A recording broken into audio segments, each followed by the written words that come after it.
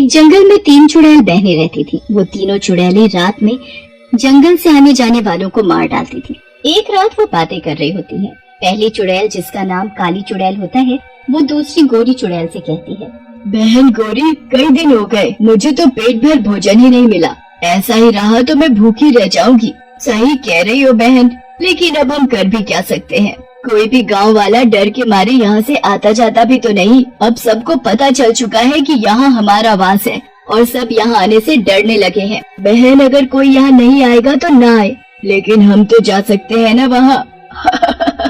तभी बड़ी देर से शांत बैठी बड़ी चुड़ैल बोलती है, तुम दोनों शांत रहा करो। गांव में जाने की बात करती हो, तुम्हें पता नहीं है वहाँ तांत्रिक भी रहते हैं। कहीं हमारे हाथ से ये जंगल भी निकल जाए। तुम भी न बहन, कितनी डरपोक हो। अरे कुछ नहीं होगा, इन गांव वालों के बस का कुछ भी नहीं है।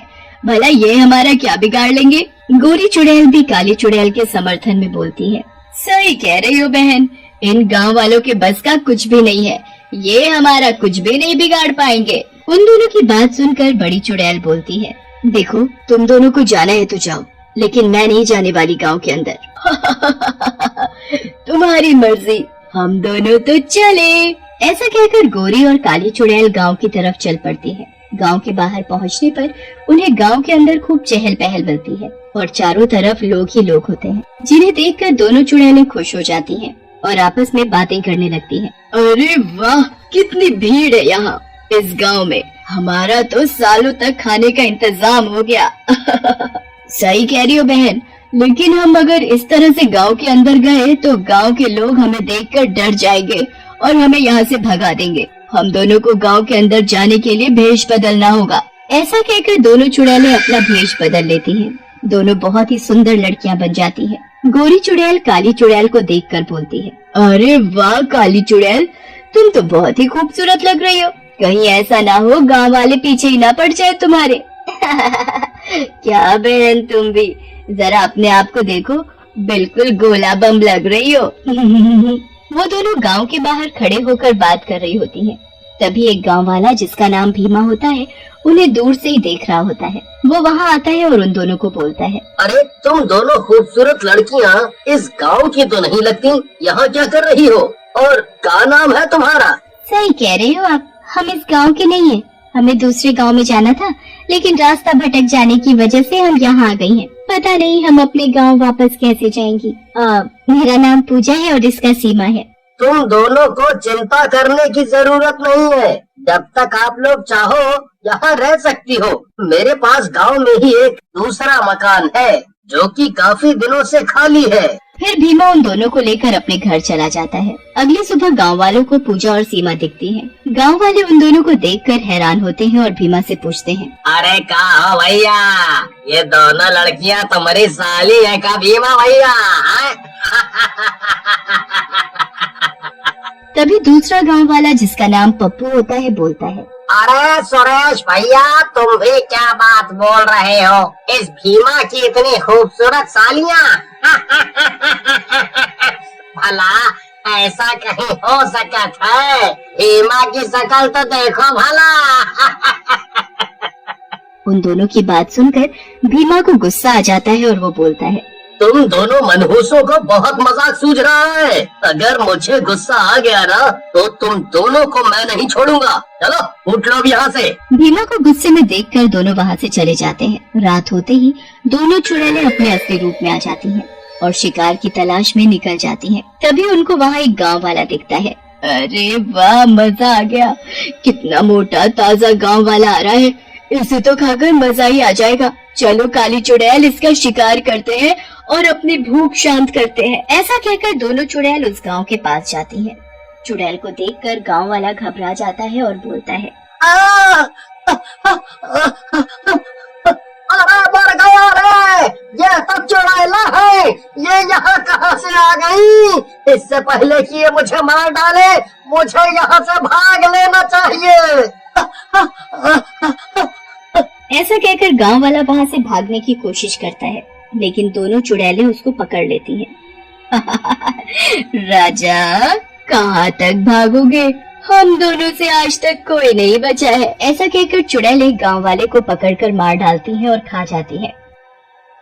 आज भूख मिटी है कितने दिनों बाद।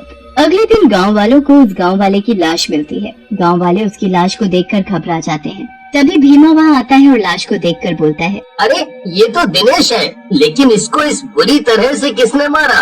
कहीं कोई जानवर तो नहीं आ गया? भीमा भैया, हमको ये किसी जानवर का काम नहीं लगता, हमको तो ये किसी चुड़ैल का काम लगा था। हाँ, तुम कुछ भी बोलते हो पप्पू, कोई चुड़ैल वुड़ैल नहीं होती, समझे? फिर गांव वाले मिलकर दिनेश की लाश का अंतिम संस्कार कर देते हैं। उसके बाद तो अक्सर गांव वालों को किसी न किसी की लाश मिलती, जिसकी वजह से गांव वाले भी परेशान हो जाते हैं। एक रात गोरी और काली चुड़ैल शिकार की तलाश में जा रही होती हैं। तभी वहां पर बड़ी चुड़ैल आ जाती है और बोलती है, अरे कैसे हो तुम दोनों? काफी अच्छी और मोटी दिख रही हो। बड़ी चुड़ैल वो तो है, काफी गांव वाले खा लिए हमने, हमारी तो हर रात पार्टी हो रही। सही कह रही है गोरी चुड़ैल। वो इंसान कौन सा गाना सुनते हैं? अभी तो पार्टी शुरू हुई है। अभी तो पार्टी शुरू हुई है।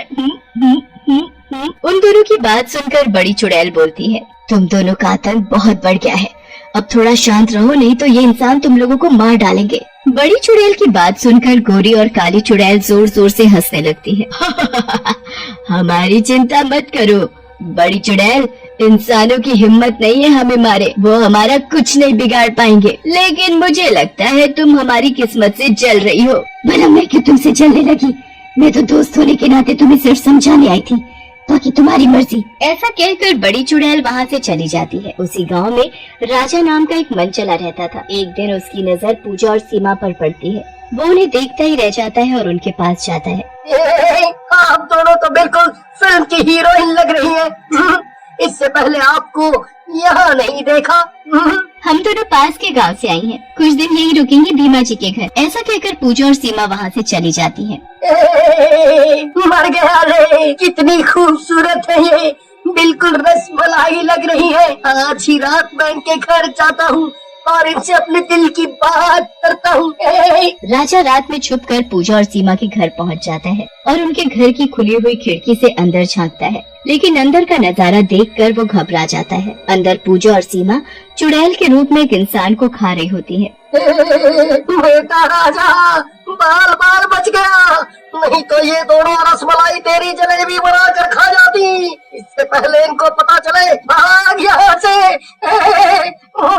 राजा वहाँ से भाग जाता है और अगली सुबह भीमा से रात की सारी बात बताता है, जिसे सुनकर भीमा गुस्से में बोलता है, अरे ओ मजनू की औलाद, तेरे हिसाब से वो दोनों लड़कियाँ चुड़ैल हैं?